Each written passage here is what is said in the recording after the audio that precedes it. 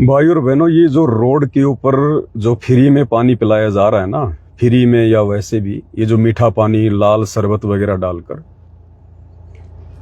अब आम समाज के लिए तो बहुत अच्छी बात है। लोगों को ठंडा ठंडा पानी पीने को मिल रहा है, मीठा मीठा पानी पीने को मिल रहा है।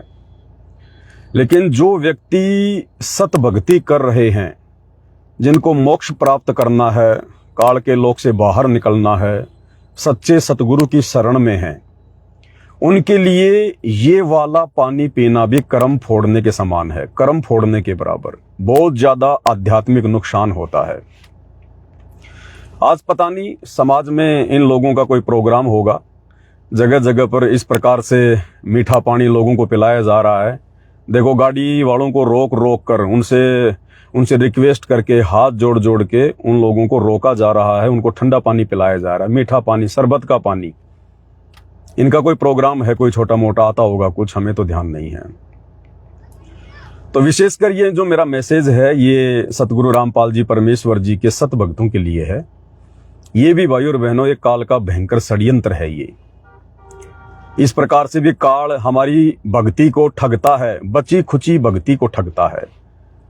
और जो लोग भक्तिहीन हैं, जिनको आध्यात्मिक ज्ञान नहीं है, जो तत्व ज्ञान से परिचित हैं, जो सत्संग नहीं सुनते, जिनको अपने धर्मशास्त्रों की जानकारी नहीं है, वो लोग काल के इस झांसे में आ जाते हैं, उसके षड्यंत्र में फंस जाते हैं। भाई और बहनों, इस काल के लोक में यदि हम आपस में फंसे हुए हैं, किस कारण से फंसे हुए हैं? एक दूसरे के लेन देन के कारण। गुरुदेव कहते हैं, एक लेवा एक देवा दूतम, कोई किसी का पिता नहीं पूतम, ऋण संबंध जुड़ा सब नाता, अंत समय सब बारा बाटा। ये प्रक्रिया क्यों शुरू हुई? लोग इस प्रकार के धार्मिक अनुष्ठान क्यों करते हैं? जगह जगह ये धार्मिक भंडारे क्यों करते हैं? क्यों अपनी जेब से पैसा लगाकर भंडारे करते हैं, लोगों को खिलाते हैं, इस प्रकार से मीठा पानी पिलाते हैं, अपने किसी गुरुजन के कहने पर, किसी पंडित जी के कहने पर? इसका एक कारण है भाई और बहनों, क्योंकि दुनिया अध्यात्म से परिचित है, इसलिए फंसती जा रही है। अब ये पानी जो पिला रहे हैं, नुकसान इनको भी है, और जो लोग पानी पी रहे हैं, नुकसान उनको भी है। पीने वाले को ज्यादा नुकसान है और पिलाने वाले को थोड़ा कम नुकसान है। जब इंसान के पाप कर्म ज्यादा बढ़ जाते हैं, या जब इंसान के पाप कर्म बहुत ज्यादा जो है बढ़ जाया करते थे, तरह तरह के उसके ऊपर संकट आने शुरू हो जाते थे, कहीं से कोई राहत उसको नजर नहीं आती थी, तो फिर वो अपने गुरुजनों के पास जाते थे, अपने धार्मिक गुरुओं के पास जाते थे और उनसे समाधान चाहते थे। तो धार्मिक गुरुओं को इस बात का पता होता है कि इस काल के लोक में जिसके पास में पुण्य है, वो आदमी सुखी रहता है, और जिसके पाप कर्म ज्यादा बढ़ जाते हैं, तो पाप कर्म के कारण फिर इंसान पे दुख आने लगते हैं, संकट आने लगते हैं। वो करता अच्छा है लेकिन बुरा होता चला जाता है। भक्ति भाव का, पूजा पाठ का कोई लाभ उसको नहीं नजर आता, क्योंकि वो धर्मगुरु इन बातों से अच्छी तरह से परिचित होते थे। फिर वो उनको सलाह दिया करते थे कि भाई तुम ऐसा करो, कोई धार्मिक अनुष्ठान करो, तुम कोई भंडारा करवाओ और ज्यादा से ज्यादा लोगों को भंडारा खिलाओ, तुम इस प्रकार से पानी पिलाओ, भंडारा खिलाओ, खाना खिलाओ, और जितने लोग तुम्हारे भंडारे में खाना खाएंगे, उतने ही पाप कर्म तुम्हारे हल्के होंगे। क्योंकि तुम भंडारा खिला रहे हो, तुम्हारे ऊपर पाप कर्मों का बोझ है, 3 लोक का भार है, इसीलिए तो तुम्हारे ऊपर संकट आए, क्योंकि तुम्हारे ऊपर पाप कर्मों का दबाव है, वजन ज्यादा है। इस वजन को हल्का करो, धार्मिक भंडारे कराओ, ज्यादा से ज्यादा लोगों को इनवाइट करो खाना खाने के लिए। जितने ज्यादा लोग तुम्हारे ये पाप का अन्न खाएंगे, उतना ही तुम्हारे सिर से वजन हटता चला जाएगा। क्योंकि वो भंडारा खाने वाले, फ्री का पानी पीने वाले हैं, वो थोड़ा थोड़ा तुम्हारा पाप कर्म, थोड़े थोड़े तुम्हारे वो कुकर्म, उनका वजन अपने ऊपर लेते जाएंगे। क्योंकि फ्री का खा रहे हैं ना, फ्री का पी रहे हैं ना, तो सामने वाले के पाप कर्म बटा रहे हैं।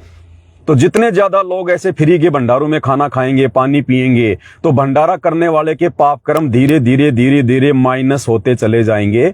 और जितने लोग भंडारा करेंगे, पानी पिएंगे, उनके सिर पर उसी अनुपात में वो पाप कर्म रख देगा ये काल। तो उस आदमी को थोड़ी बहुत कुछ राहत मिल जाती थी, और फिर ये परंपरा चल पड़ी कि भाई धर्म करो, धर्म करो, धर्म से लाभ होगा, धर्म से लाभ होगा।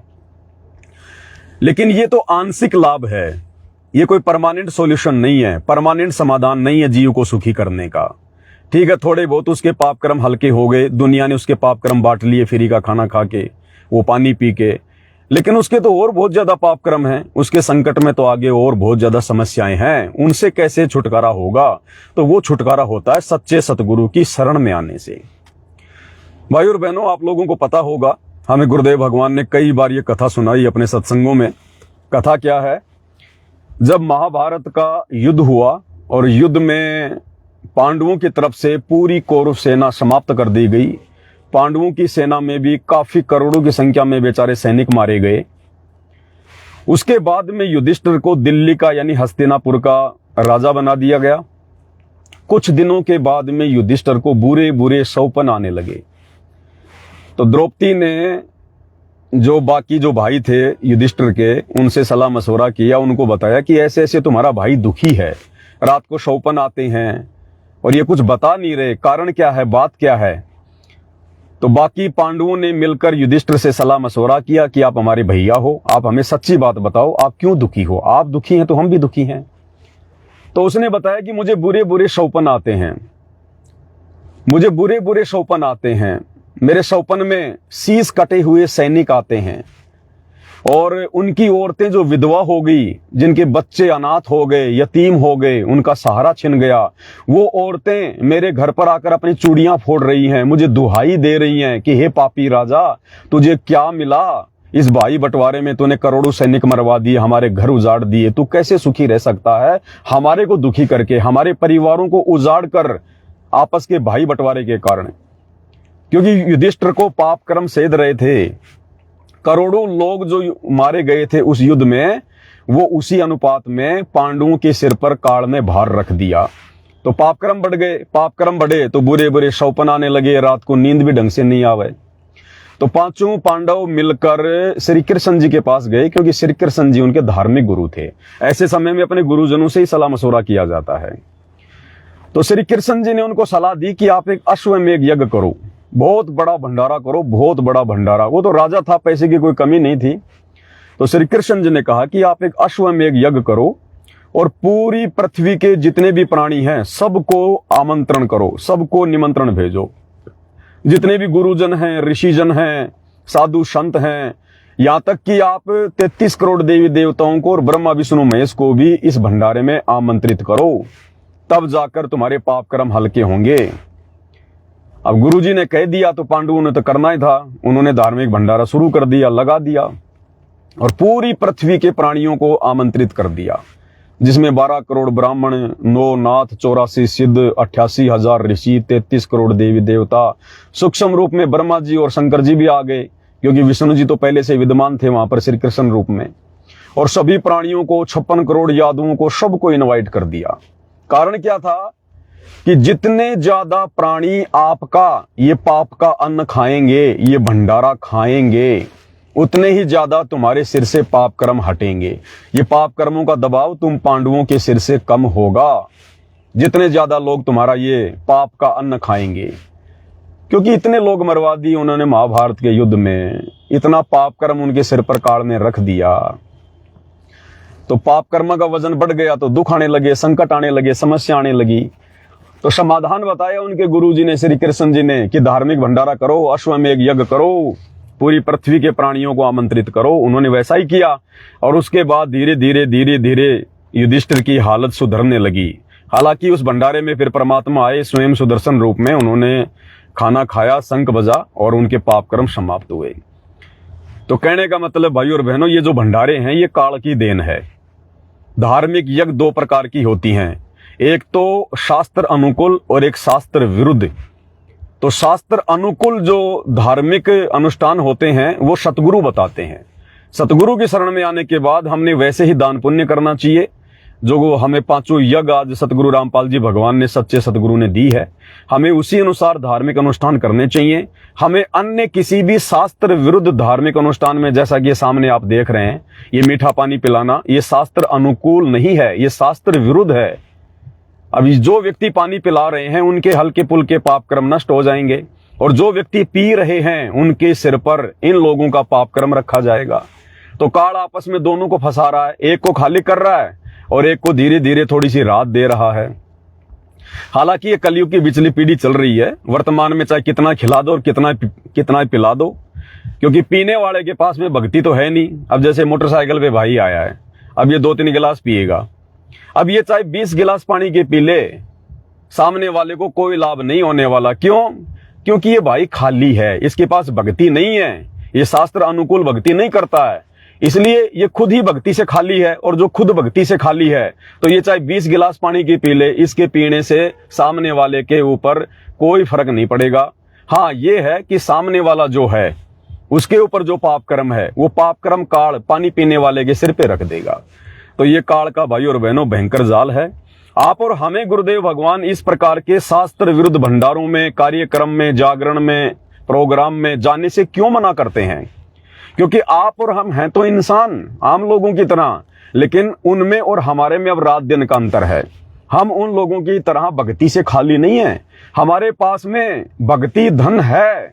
गुरुदेव ने हमें जो यथार्थ मंत्र दिए हैं, 3 समय की संध्या आरती दी है, सत्संग दिए हैं, तो हमारा भक्ति धन जुड़ना शुरू हो रहा है।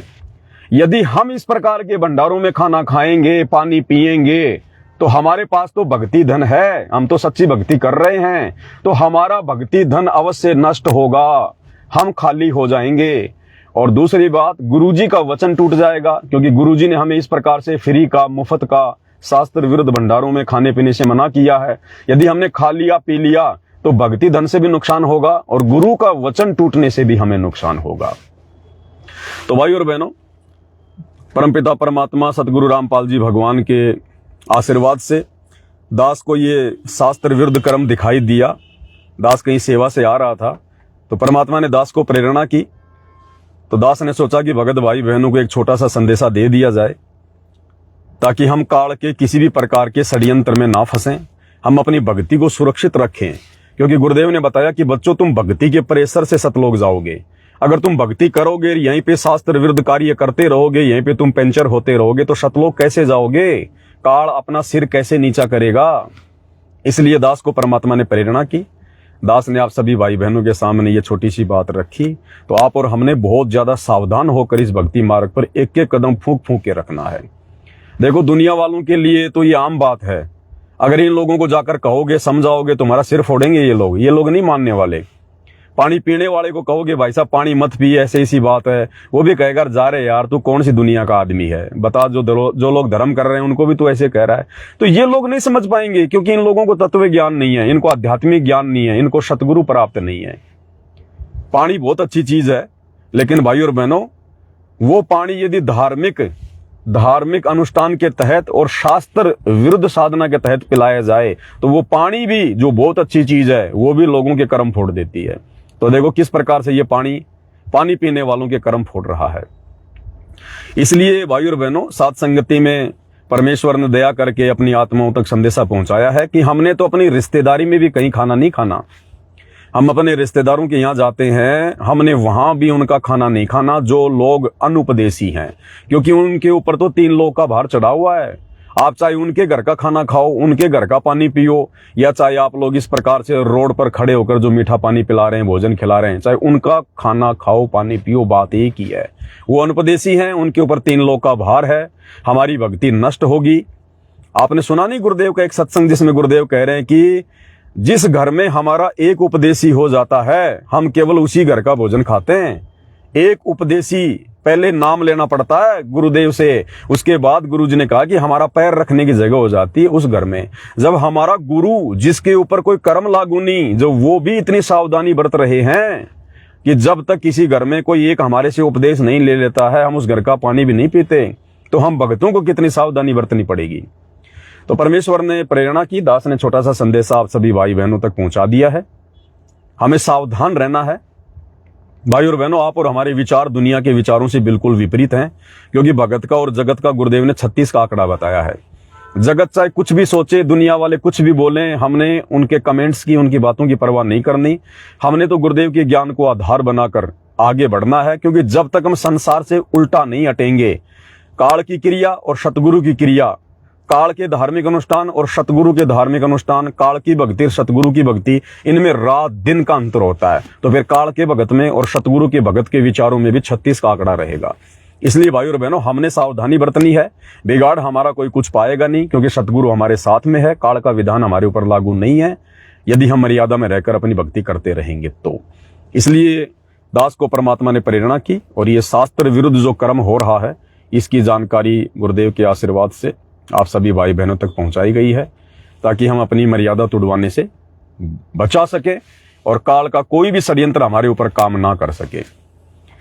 तो वीडियो को ज्यादा से ज्यादा शेयर करें और रात्रि 9 बजे जरूर जुड़िएगा एक छोटे से संदेशे के साथ। बंदी छोड़ सतगुरु रामपाल जी परमेश्वर जी की जय हो। पीले भाई, पीले पीले, तो मोटा सा आदमी है, 4-5 पियोगा। एक में केवे भाई, 2-3 तो लेगा, इसी बात को नहीं। एक में को नहीं काम बने, मेरे हिसाब से तो बन गया भाई इसका तो एक में काम। एक में अब देखो, पी पा के फेंक के गिलास डालिया ना, अब इसको ये नहीं पता तू उसके हिस्से के पाप कर्म लेके जा रहा है। ये पानी नहीं पिया तूने उसके हिस्से के पाप कर्म ले लिए तूने। तो भाई और बहनों, काल का ऐसा ही भयंकर जाल है यहाँ पर। वो ऐसे ही मीठा मीठा पानी पिला के, मीठी मीठी बातें करके लोगों को ठगता है। अब देख लो आप, अब कोई भी आदमी इसको गलत नहीं बताएगा, गलत वही बताएंगे जिनको ज्ञान है। ऐसे काल ठगता है, मीठा मीठा खिला के, मीठा मीठा पिला के, मीठा मीठा बोल के। तो हमने सावधान रहना है भाई और बहनों, ये गलतियां करने से हमने बचना है। बंदी छोड़ सतगुरु रामपाल जी भगवान की जय हो।